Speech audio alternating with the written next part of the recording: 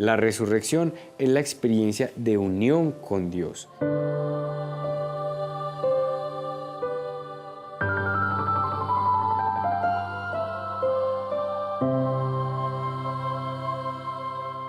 Miércoles 7 de junio de esta novena semana del tiempo ordinario. Bienvenidos amigos del canal Televid a este espacio de la Lección Divina. Los sigo acompañando desde nuestra casa, el noviciado carmelitano, aquí en Villa de Leyva, en Boyacá, para que desde acá sigamos orando y profundizando esta palabra de Dios. Donde te encuentres, donde estés, un saludo muy especial. Vamos a profundizar hoy en la lectura del capítulo 12 del Evangelio según San Marcos, versículos 18 al 27. Se le acercan unos saduceos, esos que niegan que haya resurrección, y le preguntaron a Jesús: Maestro, Moisés nos dejó escrito que si muere alguno y deja viuda sin hijos, su hermano deberá tomar a la mujer para dar descendencia al difunto. Pues bien, había 7 hermanos. El primero tomó mujer, pero murió sin dejar descendencia. También el segundo la tomó y murió sin dejar descendencia. Y el tercero lo mismo. Ninguno de los 7 dejó descendencia. Después de todos murió también la mujer. En la resurrección, cuando resuciten, ¿de cuál de ellos será mujer? Porque los 7 la tuvieron por mujer. Jesús les contestó: ¿No creéis que estáis en un error, precisamente por no entender las Escrituras ni el poder de Dios? Pues cuando resuciten de entre los muertos, ni ellos tomarán mujer ni ellas marido, sino que serán como ángeles en los cielos. Y acerca de que los muertos resucitan, ¿no habéis leído en el libro de Moisés, en lo de la zarza, cómo Dios le dijo: Yo soy el Dios de Abraham, el Dios de Isaac y el Dios de Jacob? No es un Dios de muertos, sino de vivos. Estáis en un gran error. Palabra del Señor. En tus manos, Señor, pongo a mi familia, para que reine en ella la concordia, para que la comunicación sea siempre amable y respetuosa. Ayúdanos con tu gracia a aliviar todo el rencor, división, insulto, indiferencia. Padre Santo, que seamos como la Sagrada Familia, siempre unidos, siempre llenos de tu gloria. Amén.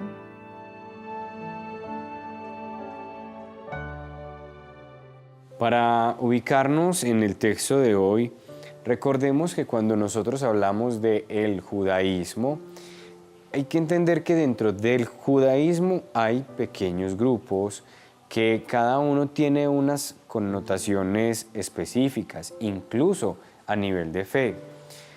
Para que entendamos, es como si nosotros habláramos del cristianismo.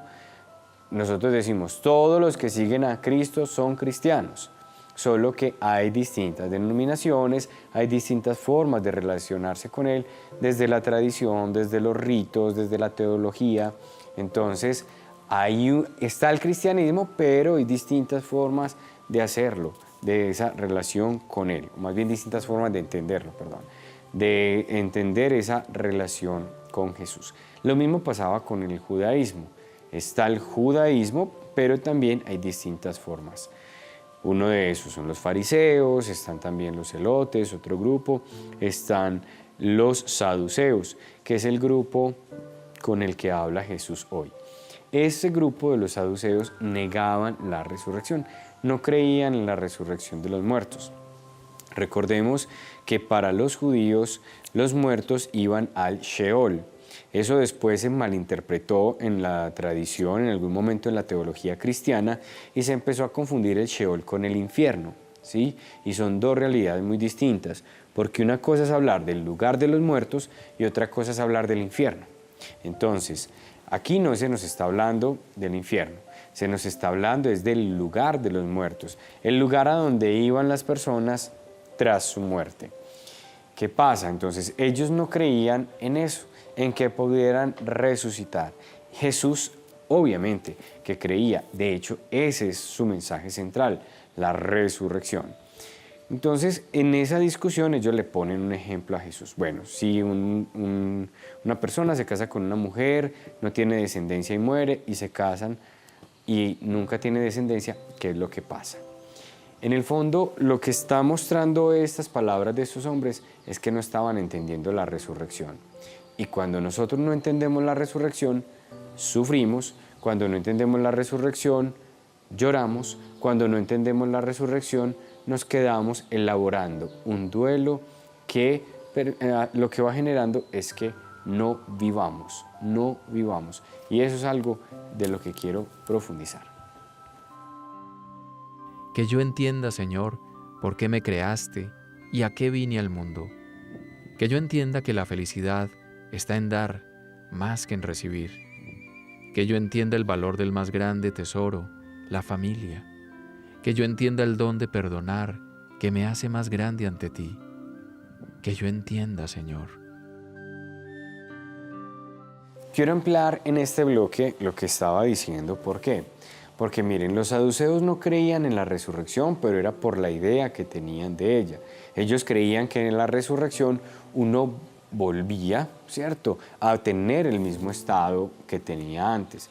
Y Jesús dice, no, es que eso no es la resurrección, ¿cierto? Cuando nosotros hablamos de la resurrección, nosotros hablamos, dice Jesús, cuando resuciten de entre los muertos, ni ellos tomarán mujer ni ellos marido, sino que serán como ángeles en los cielos. Es decir, la resurrección es la experiencia de unión con Dios, es unirnos a Dios. Por eso, cuando nosotros los cristianos hablamos de la muerte, más que muerte hablamos de resurrección. Es decir, pasamos de esta vida terrena a la vida celeste. Empezamos a vivir en Dios. Entonces, ¿a qué se muere uno? Nos morimos a los problemas, nos morimos a las dificultades, nos morimos a la enfermedad, a eso se muere uno. De resto, ahí es que empieza a vivir. Empezamos a vivir plenamente en Dios. Por eso Jesús es tan insistente en eso. Tengamos presente esa experiencia de la resurrección, porque cuando mi ser querido muere, lo que hace es volver a nacer. Él nace, pero para la vida eterna. Empieza a vivir en Dios y esa es la experiencia más sublime que nosotros podemos experimentar. Por eso no estés triste si tu ser querido ha resucitado. Que te haga falta es natural, pero entiende que está en Dios y que allí está en la plenitud del amor. Que el Señor nos conceda a nosotros entender la resurrección.